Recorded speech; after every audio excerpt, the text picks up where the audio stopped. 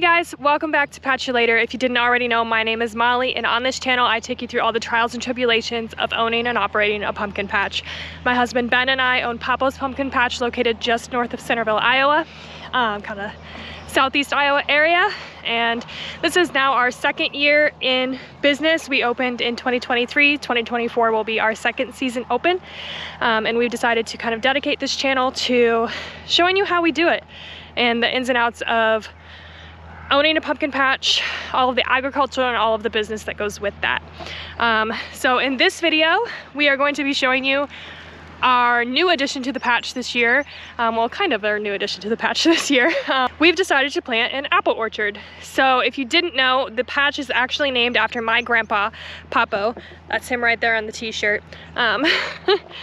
He is kind of a staple of our community and has been for years and years, and we wanted to be able to honor him in some way.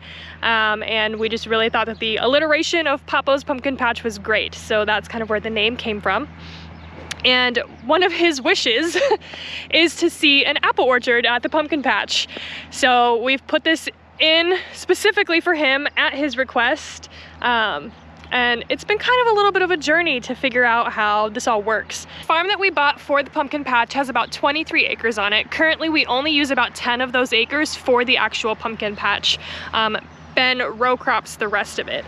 But kind of each year it seems, this is year 2, we're kind of taking up more of that row crop space and dedicating it towards the actual patch use. And this orchard is a great example of that. We've dedicated, probably about half an acre or so, maybe a little less, to these trees.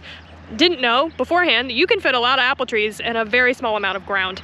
So we have about 88 apple trees in this little chunk of ground. We just kind of have this weird little cut kind of triangle that maybe slopes a little too much to ever really do much with pumpkins. Definitely slopes too much to be a parking lot area. So we needed something to do with it, and we thought, what a good place to put an orchard. You know, you don't really have to have super flat land. They'll survive on a slope, so it worked out pretty well. First thing we had to do was we had to lay out the actual plan of the orchard. That was all Ben. Unfortunately, we lost the clips of us actually laying out the orchard. Might be a good thing. There was a little bit of a marital spat in that clip, so so it's okay. It's all just lost to the technology gods at this point. But we did a string method, I think is what Ben called it, where you kind of lay out 2 posts, pull a taut string in between them, and then you can measure off however much space you need between. So all of our trees out here are 8 feet apart in spacing, and all of our rows are 20 feet apart. So we wanted to be able to give the trees room to grow, but also still be able to get a tractor in between the rows so that we can keep this looking nice and clean, and keep, you know, we'll grow grass in here eventually, but keep it clean, keep it cut, keep it looking really nice and presentable. So once we did that, then we were just waiting on our trees. So we actually ordered trees from the nursery out in New York, which are these little trees. And these are called bare root trees. So, I mean, it's literally just a twig. It is a stick. And when they came, they had no green of any sort on them. They literally were just like sticks with roots. And that's what got planted into the ground. So we went through, had a bit of a crew with us that day. We went through with the skid steer and a post hole digger. We drove right over the marks that we made after Ben and I had gridded it out, put that post hole digger right on that orange mark. Ben dug a hole. The guys worked on getting the dirt out, stuck the tree in, filled it just like you would plant any other, you know, flower in your garden. Stuck the tree in, filled it, and then we put a support post next to them because they do need some support for a little while, so they've got a little support post next to them. We've just got them very loosely tied on there with some twine for right now, and that'll continue to be readjusted as they grow. You don't want the trees to grow into the twine, so that's just something that we have to keep a close eye on as they continue to grow. So all of these trees are different varieties of apple trees. I think we have 6 different varieties in the orchard, if I remember correctly. Something like that, six or so different varieties within the orchard. You do have to plan your orchard accordingly. You have to have a tree within so many feet of each other. It doesn't have to be super close by, but a tree within so many feet of each other that will cross-pollinate with that other type of apple tree. So that's why we have the different varieties. And we wanted to be able to offer a different variety of apple to people that are coming to the orchard, because they might be coming for different reasons. You know, they might be coming to find fresh to eat apples, so like a Honeycrisp or something like that. And then there's those that might be coming for more of like a cooking or a baking apple, ones that are maybe a little more tart. So we've got all of those out here in our orchard. So once those trees were input, staked, tied, we were pretty much ready to go. We had a good system going. I've written on all of the support posts. I've assigned a row letter and a tree number and then what type of tree they are. So you can see here I have, this is row D, tree 16, and it's a Honeycrisp. So that's just that little guy there. That will turn into a Honeycrisp tree. It's barely bigger than Bandit. So that was kind of the process of planting this whole orchard. We do also have a smaller orchard up on top of the hill behind the grain bin, which acts as our ticket booth during the season. We decided, instead of doing bare root trees up there, we decided to just go to greenhouses and get the sort of trees that they sell there. So they're a little further along. They're bigger, they've got leaves already, all of that. So we planted those bigger trees up behind the grain bin because we wanted those to be able to kind of like, to be trees and not just sticks, and look pretty and look nice for this fall season. So we did basically the same process up there with the skid steer and the stake and the post hole digger. Maybe a little less technical. We didn't really use the string up there, just kind of eyeballed it really for that. But same spacing apart up there as well, the 8-foot and the 20-foot apart. Those trees are definitely having it a little rougher than these bare root trees are, and I'm not quite sure why, what's going on with them. They all look very stressed right now, which has me a little bit worried. We have lost one tree already, and they've only been planted for a few weeks.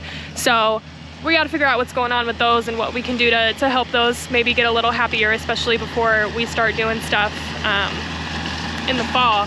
We do have a couple of summer events as well, so I want to make sure that we've got, you know, at least looking nice for that.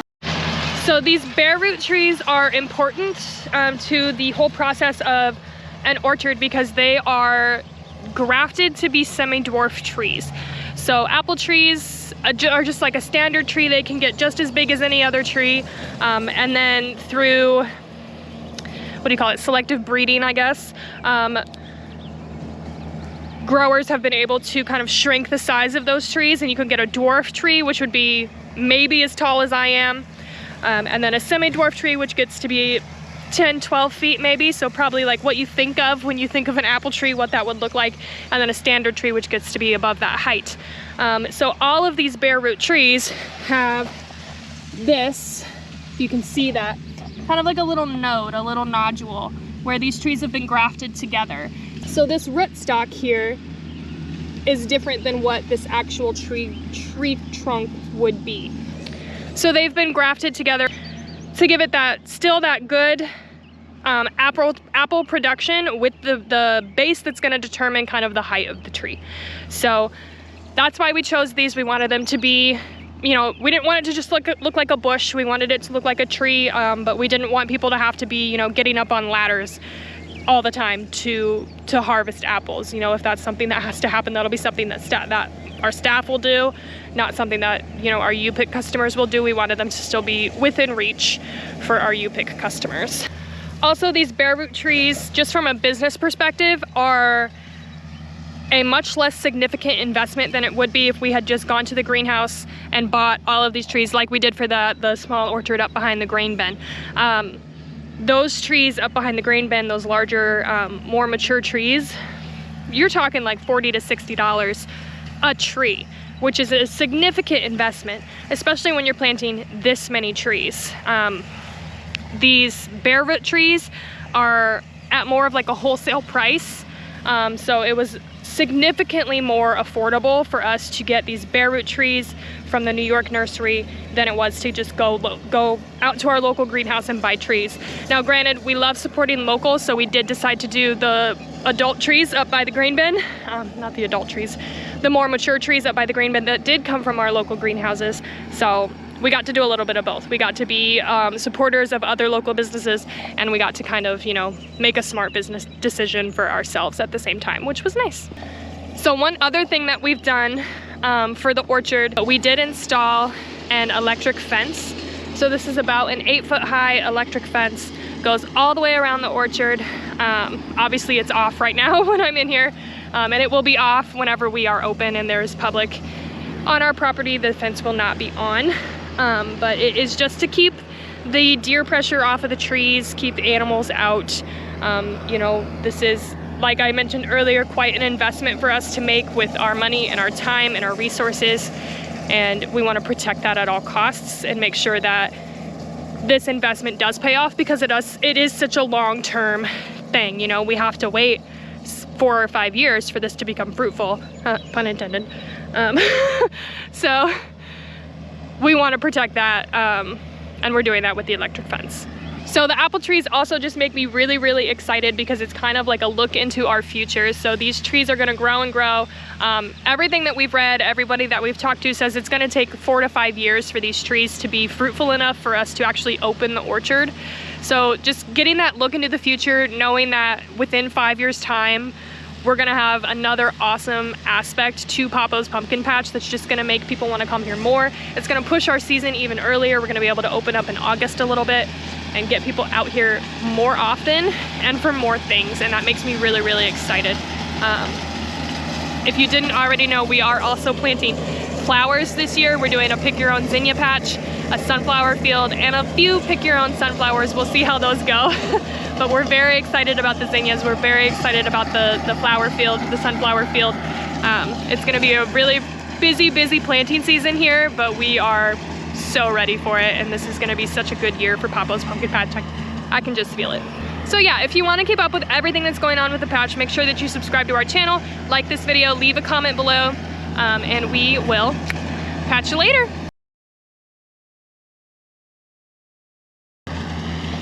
Can you go mow somewhere else?